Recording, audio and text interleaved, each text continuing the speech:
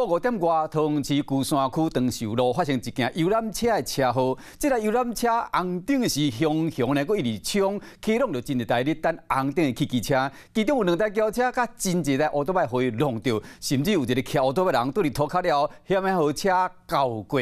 依照警方一个调查发现，讲是因为这个游览车的驾驶人无爽快，才会造成这件车祸。所以讲，呼吁民众赛车进前，人若无爽快，咱就唔通赛车。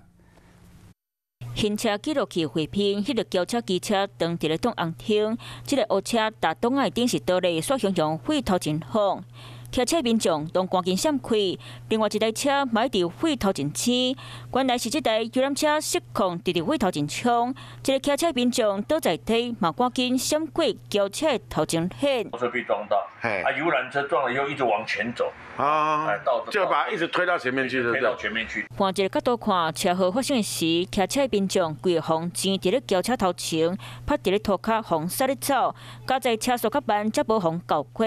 结果轿车正发，伊才经过车底爬出来，一路挤，一直把它推过来这边就对了。挤到就分散了，他就继续开，还继续开哦？为什么？我不确定，有时候应该不知道是司机身体不舒服还是怎么样，就碰到那个树。游览车玻璃破破去，车头撞到树仔了后，才停落来。代志就发生伫咧12号下晡5点外，桃园市龟山区的长寿路口。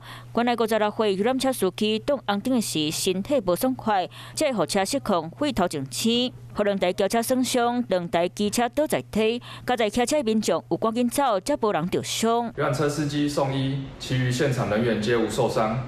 警方呼吁民众，如有身体不适，应避免驾驶车辆，以免酿成事故，影响自己及其他用路人安全。游览车驾驶身体无爽快，赛车上路发生车祸，加在无人伤亡，也无14人后悔。Hello， 我是林仙怡。想要抢先掌握最及时的新闻资讯吗？赶快订阅、按赞、开启小铃铛，锁定华视新闻 YouTube 频道。